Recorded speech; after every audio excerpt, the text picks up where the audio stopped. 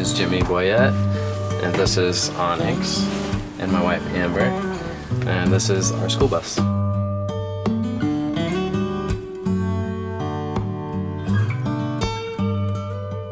We were living in an apartment in Narragansett, Rhode Island, just like a little beach town in Rhode Island. I owned a little shop, like a storefront, where we sold the jewelry that we make. I'm like, I can take this anywhere. He worked as a contractor, painting and doing construction and stuff like that. We went down to Puerto Rico and did this pretty intense cleanse. We did it for a lifestyle change. We wanted to get healthier. When we got back, I found it really difficult to implement the changes, being in the same environment that we were in before. That kind of prompted us being like, let's just get out of here and go do something totally different. We got back from the cleanse in June. That following November, we bought the bus. Probably for like 3 or 4 months, I was just working on it on the weekends and working full time all week long. And she was working, like running the store several days a week too. Probably about another month and a half, I worked on this thing like every day of the week. It was your full-time job? It was a full-time job, 10-hour, 12-hour days sometimes. And I left my job. I closed my store at the end of March too. So really we wrapped everything up in our life in Narragansett. By the beginning of April, we were like, okay, this is it. We gotta be ready to go for May.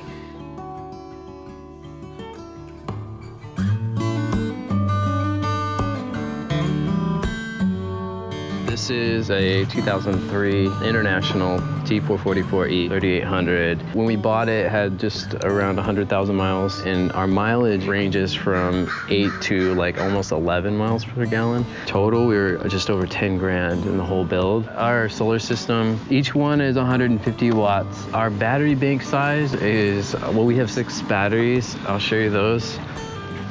I've actually put these boxes in. I have one on this side and one on the other side. Our batteries are 126 amp hours. They're sealed, deep cycle batteries. And so the other side is basically mirrored to that.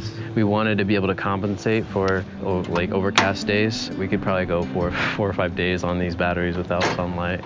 It's all wired through here, and it comes behind the kitchen cabinets and down underneath where we have storage under the bed, but I have my charge controller here and my 2000 watt inverter on this side. Extra storage for like tools and things like that in there. Ugh.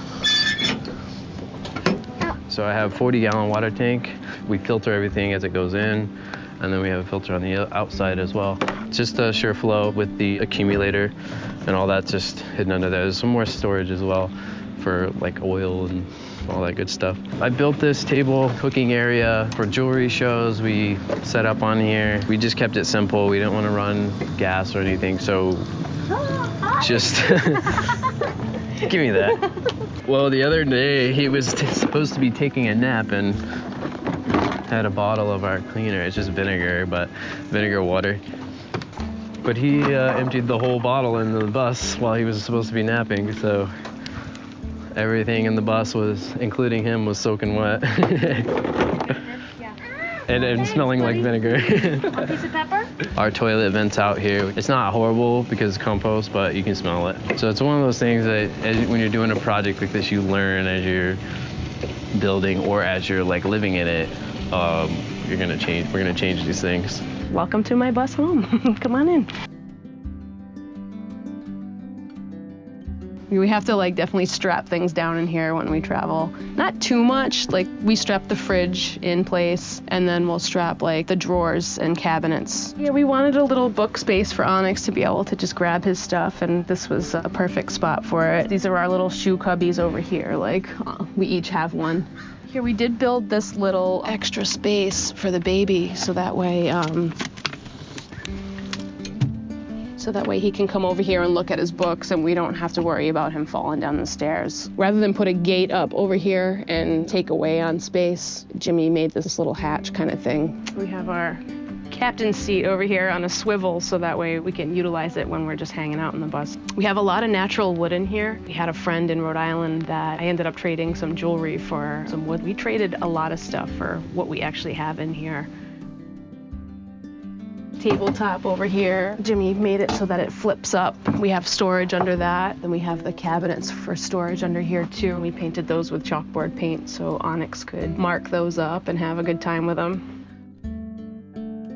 These seats are on tracks. We had to have seats that bolted down so that we could buckle in the car seats. I opted for a full-size fridge because we like to make everything fresh. This is where we sleep back here, our queen-size bed, and then Onyx has a little loft back here. He built it off of the bed. I think he was trying to figure out how to build it off of the frame of the bus, and then a friend came in and was like, you can use the frame of the bed to build off of it. So we ended up making it like a little bunk style, and it's pretty cool. When Onyx wakes up in the morning, he like rolls out of bed and gets in bed with us, and I don't know, it's kind of neat. I was afraid at first because he was in a crib when we moved in here, so putting him in a bed without a rail, kind of, I was nervous, but he does just fine in it. And then we have the skylight. Jimmie built like a little porch so we can go sit out on the deck up there. So this is our bathroom. We got the Nature's Head toilet. It's awesome. The only transition is being comfortable about using the restroom in front of, you know, we don't have any privacy. I mean, we do have a curtain that we have on. The nice thing about the bus is that it's all magnetic, so we can use magnets to just put a curtain up quick. So, I mean, we can block the bed off or the toilet off with the curtain, which is nice, and have a little bit of privacy. But for the most part, we just kind of leave it like this. And I think it might make potty training easier for the baby too, just because he knows what we do now. Yeah, the only thing that's been difficult for me, I think maybe because I have a growing belly, the small space, and like when we're all in here, like if I need to get over there and Jimmy's at the sink or something like that, I'm like, I can't sneak by. I gotta just wait and just, be patient. I would say that's probably the most difficult part, is like to not just be able to go over there if I want to. It's like you gotta be patient and wait, which is not a bad thing either. Patience is a good thing to practice. So we got this utility sink, and we got this so that way we could give Onyx baths. This Berkey water filter over here. Everyone thinks it's a coffee urn. Like, you drink a lot of coffee, huh? I'm like, no, it's a water filter. We got a hot water heater, like a 2.5 gallon hot water heater that we use. It runs off of solar. We can't have that and the fridge both plugged in at the same time, so we have to be selective as to what we're doing. Jimmie just started building this. We don't even have a door on it yet. We needed some extra storage, especially with another baby coming. Storage is always a problem in a small space, I feel like. We just got these little nets. Somebody gave us these, and those have been super helpful. It's a constant evolution. We're just really figuring it out every day, what works and what doesn't work, and then just kind of adjusting. So.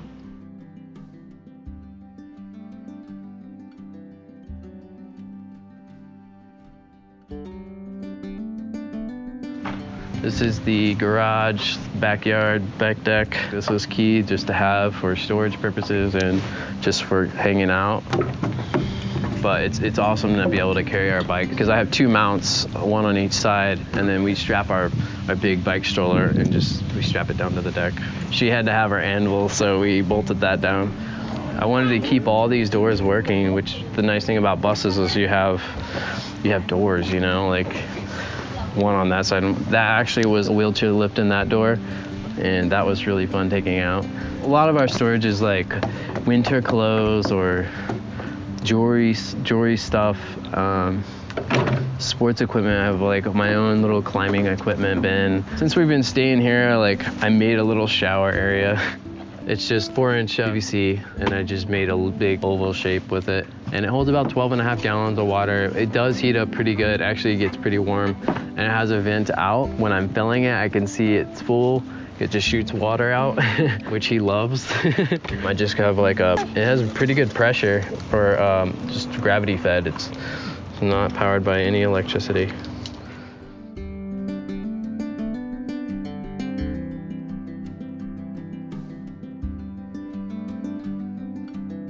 Don't be afraid to let things go. We had a hard time. Don't put it in storage, let somebody appreciate it. Yeah, we decided to not get a storage unit and pay for a monthly storage unit just to save things that we don't really need. We got rid of, I would say, 2/3 of our stuff. It feels so good once you let go of them. And there's things that came up that could have stopped us from doing this. For instance, getting pregnant again.